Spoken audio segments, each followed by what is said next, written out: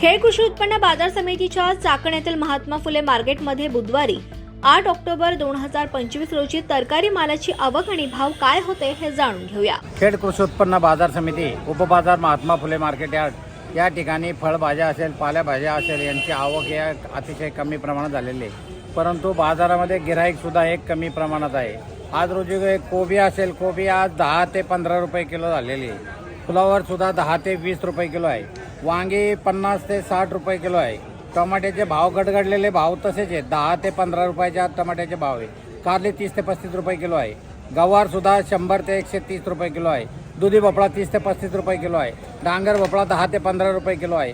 शेवगा 60 ते 70 रुपये किलो आहे। मिरची 30 ते 45 रुपये किलो आहे। दोडका सुद्धा 40 ते 50 रुपये किलो आहे। शिमला मिरची 50 ते 60 रुपये किलो आहे। श्रावणी घेवडा 50 रुपये किलो आहे। वालवर सुद्धा 40 ते 50 रुपये किलो आहे। चवळी सुद्धा 40 ते 45 रुपये किलो आहे। तोंडली सुद्धा 45 रुपये किलो आहे। राजमा 50 ते 60 रुपये किलो आहे। पावटा सुद्धा 50 ते 60 रुपये किलो आहे। भेंडी सुद्धा 40 रुपये किलो आहे। गाजर 20 ते 25 रुपये किलो आहे। घोसाळी सुद्धा 35 ते 40 रुपये किलो आहे। बीट 15 ते 20 रुपये किलो आहे। काकडी 20 ते 25 रुपये किलो आहे। तूर सुद्धा 120 ते 130 रुपये किलो आहे। पापडी सुद्धा 50 ते 60 रुपये किलो आहे। वाटाण्याचे भाव उंचांक झालेले आहेत। वाटाणा 160 ते 180 रुपये किलो झालेला आहे। त्याचप्रमाणे पालेभाज्या असेल, पालेभाज्यामध्ये मेथी असेल, मेथी 30 ते 35 रुपयाला गड्डी झालेली आहे। कोथिंबीर सुद्धा 25 ते 27 रुपयाला गड्डी आहे। त्याचप्रमाणे शापू सुद्धा 20 ते 25 रुपयाला गड्डी आहे।